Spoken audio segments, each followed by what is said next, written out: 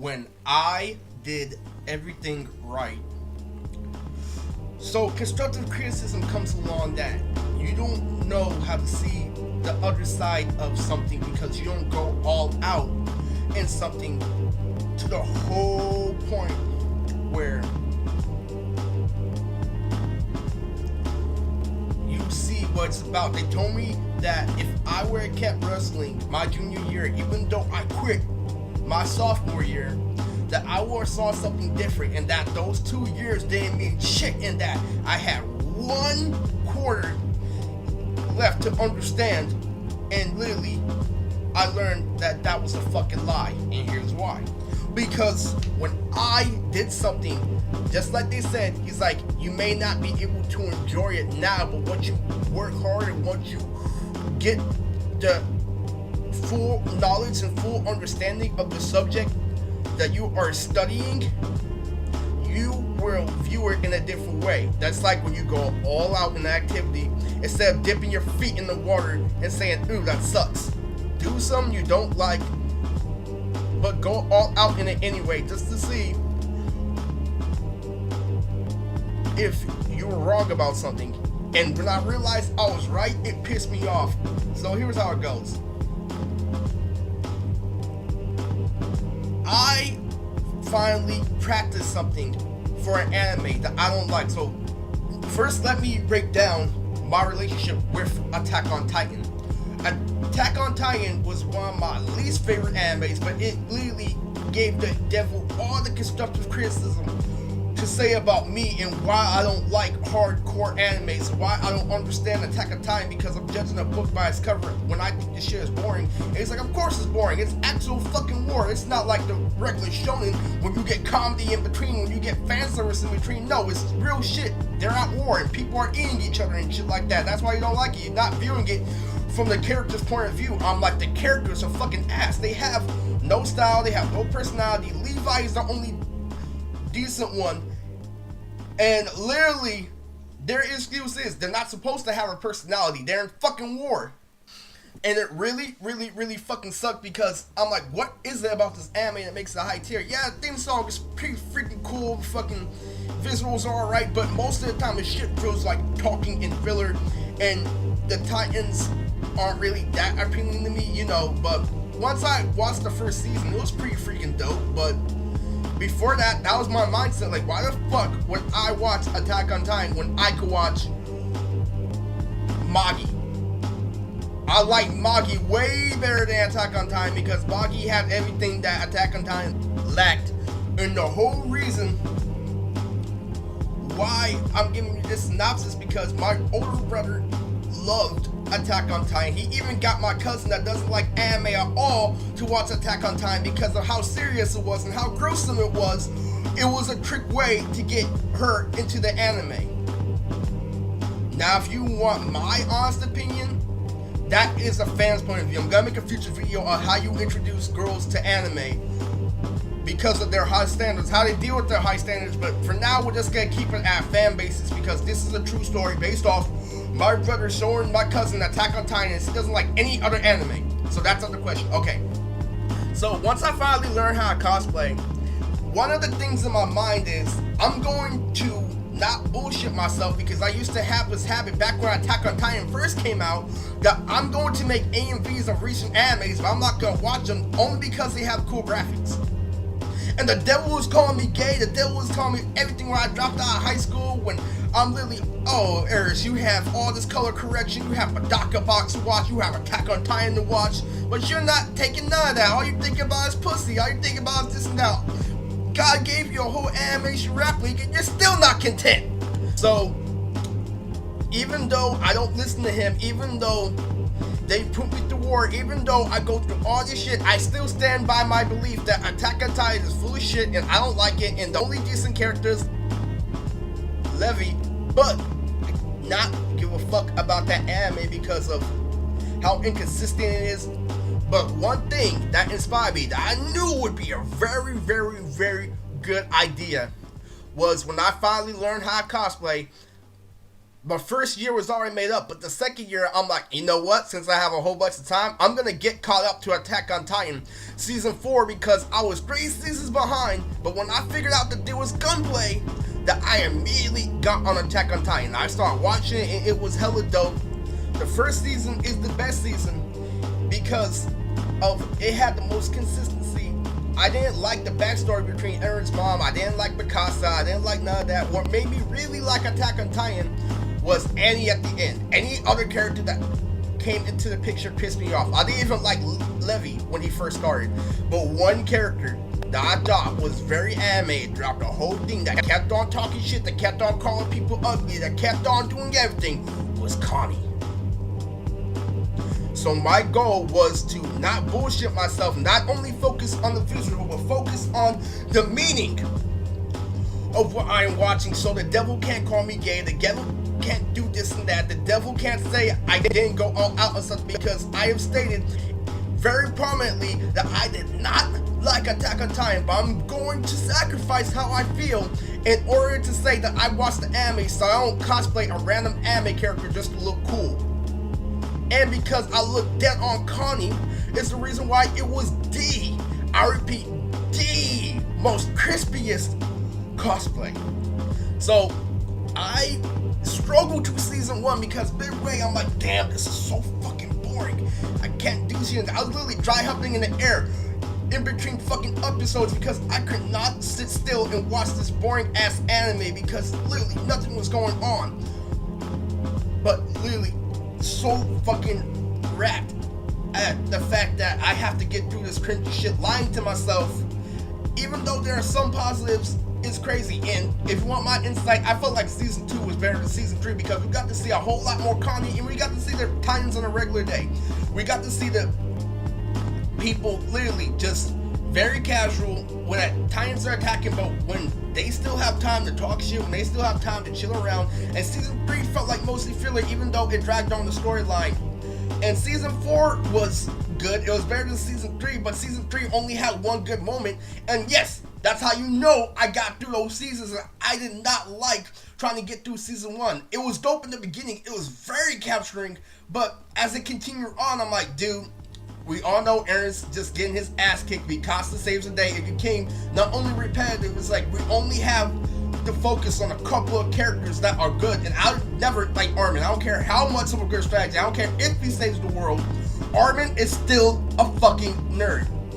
I didn't care about his character so fucking much that when he became a Titan, I'm like, really? That's the last person I wanted to become a fucking Titan. His nerd ass is never fucking savage. So all this constructive criticism goes along the way. So I prepare for everything. I literally get through the 4th season and it's literally so fucking dope. Everything is going okay. So I'm thinking that this is gonna be worth it because I actually dealt with the discipline that the devil was criticizing me my entire life is you don't know how to sit still in class. You don't know how to literally, when everything is pounding on you, be the warrior that's gonna trample a whole bunch of bodies like 300 and literally put the sword up in the air after he proved everybody wrong, even though they were swords to try to kill him and shit. Like, this is fucking anime. So literally, this is when I come off of anime. So this is what really ties in. So this all happened 2019. So Connie was already planned. So after I get mislabeled a fucking predator is when I'm like, I asked God if I was gonna get another chance with this con life.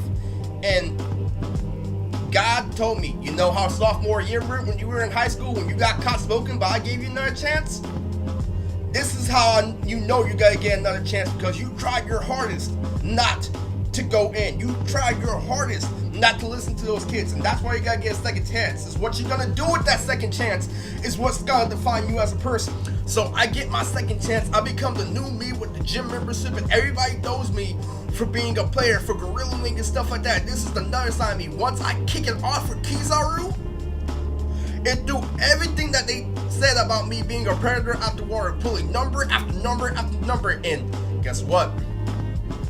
It came down to the day where when I showed up as Connie, I proved everyone wrong. Everyone's like, you don't know how to be professional. You don't know how to be this and that. There's no way you can pull it off. So I popped out incredibly ready with Connie, with the Widow's Peak, with the fade, with my light skin, with the Levi's on the bottom of my feet. And everybody who knows me growing up, Eris is actually executing a mainstream topic correctly because he actually dealt with the cringe and he got through everything we told him he wasn't gonna get through, and he ended up looking dead on Connie from Attack on Titan. And when I busted out as Connie, I literally was leaving so many women red, literally leaving so many people in distress. Even the security guards were looking at me kind of funny, like rocking around, pacing and shit like that.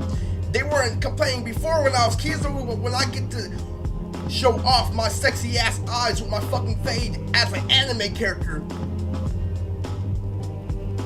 it was fucking disgusting, monstrous, and they could not do shit about it. So they made up something in order to get me kicked out. When I wasn't kicked out, this did something to make me feel very fucking uncomfortable, because if they were gonna kick me out, they would have done it the first day with Kizaru. But because I actually listened, and because I actually pulled something that takes a whole shitload of requirements to do off by training for an entire year, after they mislabeled me as a predator, they still pulled me over with the security guards because I actually proved them wrong. They told me I had a second chance, and then they pulled it back as soon as I listened to the devil's constructive criticism. As soon as I took everything in consideration, I'm like, what now? I thought we already established that I'm let back in. And he's like, we're getting some complaints. I'm like, no, you're just bad because I actually worked hard and I got the results doing what white people fucking do, but I'm black. You tried to call me out being a little kid, saying that I should have chose one path when that's literally humanly impossible, when I know what they're doing is fun. I know freak dancing with girls is fun and watching anime. I know all this shit. I know expressing of yourself is way better than you being stuck in your head. You being able to affect other people's lives will always hit harder than you only impressing yourself and you being in your own little world, knowing that reality stays the same. I wasn't in my head. I did everything fucking right, and the very first girl that I asked for a number with Connie gave me with no hesitation. She gave me her number with no hesitation. And that's when the security guards pulled me over. If you want to know the full story, that's how it happened. They didn't believe that I didn't know how to take constructive criticism. When they put that little girl right next to Connie, saying, oh, that little girl told you what it is. The little girl told you what happened at family. Oh yeah, but she didn't tell you like it was a setup. That's why I asked her if we wanted to go. That's why the security guard let me go after I'm all like, you know what? It's not the fact that I'm not allowed. It's the fact that I'm not wanted. Tried to call me a fucking predator. The security guard put his hand up in the air and said, okay, you can go. I'm sorry. Because they know it's a misunderstanding. People will try to say, oh no, you have to have a full explanation. You have to tell the full story. There's no such thing as literally summing up a whole fucking backstory with one line. Which is literally the difference between street smarts and book smarts. When I did everything right is when it didn't matter. I trained so fucking hard for Connie. Twice as hard as Kizaru, because I already liked him as a character, that when they pulled me over, after I stopped touching people, after I listened, after I followed the rules, when I did everything right, not only to get the shine ripped off my rep, but also to improve in my personal goal, when I literally was 100% fucking professional, unlike them, when I did everything right, is when they decided to pull me over and said, you can't play the game anymore. And it wasn't the fact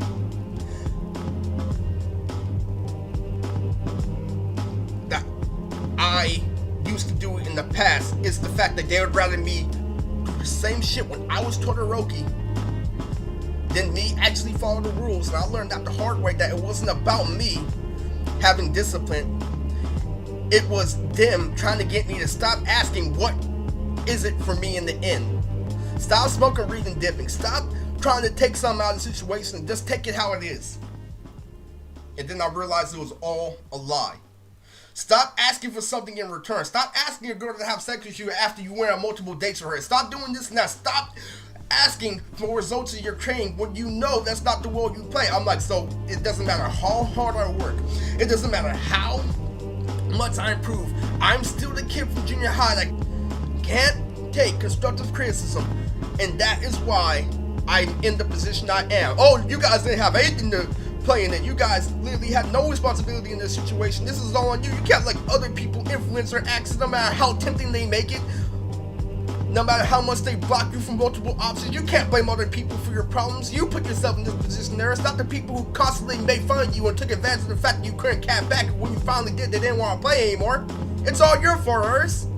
It's all your fault that you tried to stop gorillaing girls, that you tried to stop doing criminal activity, yet they kept on shoving it in your fucking face. It's all your fault.